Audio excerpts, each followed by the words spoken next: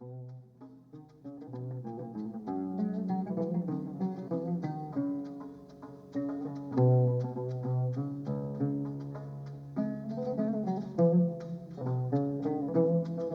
this four-part presentation, a specific group of monuments make multiple appearances.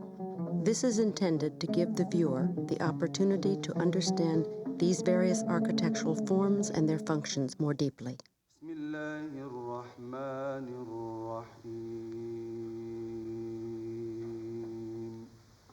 In the name of God, the most gracious, the most merciful. He who has not seen Cairo does not know the grandeur of Islam. So wrote a 14th century Arab historian about a city which was one of the wonders of the medieval world. Today, centuries later, many of the monuments and much of the atmosphere which made Cairo the greatest metropolis of the Middle Ages are still visible.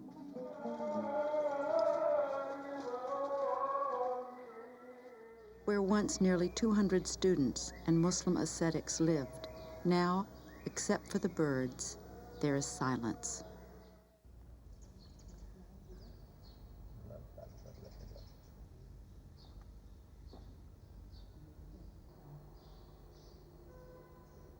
In the 16th century, Cairo passed from being an imperial capital of the Fatimid and Mamluk dynasties to become a provincial economic center of the Ottoman Empire.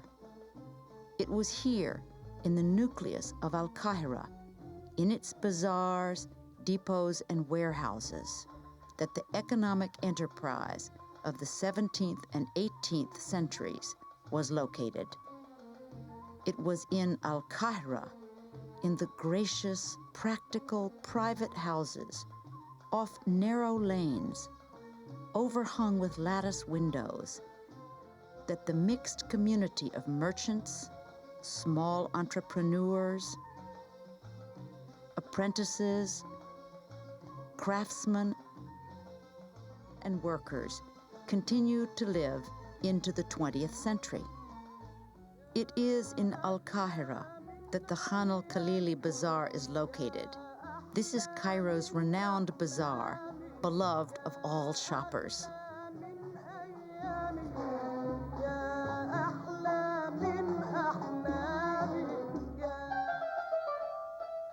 The most visible feature of a Muslim city is the minaret.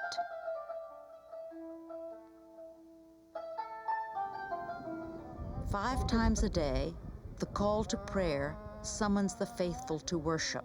Allahu Akbar, God is most great. God is most great. I testify there is no God but God. In a mosque, there are no religious paintings. In Islam, God does not have human attributes. It is written in the Quran, "No vision can grasp him." On this mihrab, the directional prayer niche, the message is clear. God is one. There is no God but God, the one. He has no associate. You see not in the creation of the All-Merciful One any imperfection. Return your gaze. Do you see any rift?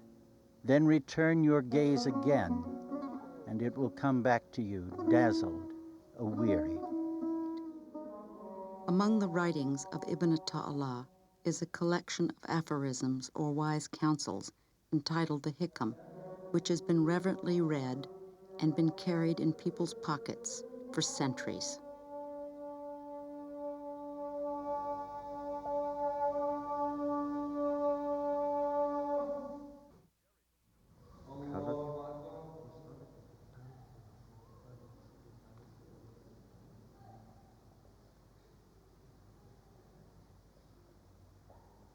To savor the sort of spiritual advice Ibn Ta'ala recommended spiritual aspirants, we conclude with inspirations which have been at the heart of this uninterrupted tradition, whose goal is peace, self-knowledge, and the realization of God's presence and the kingdom of heaven within.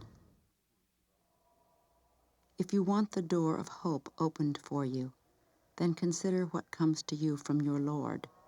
But if you want the door of sadness opened for you, then consider what goes to him from you. If you want glory that does not vanish, then do not glory in a glory that vanishes.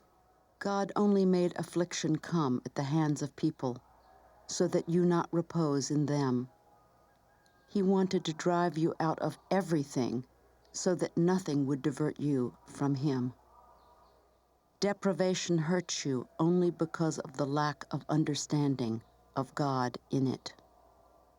Your postponement of deeds until a time when you are free is one of the frivolities of the ego.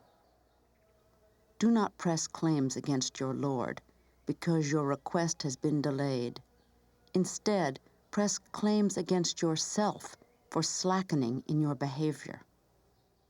Travel not from creature to creature, otherwise you will be like a donkey at the mill. Round about he goes, his goal the same as his departure. Rather go from creatures to the Creator, and the final end is unto thy Lord. لا إله إلا الله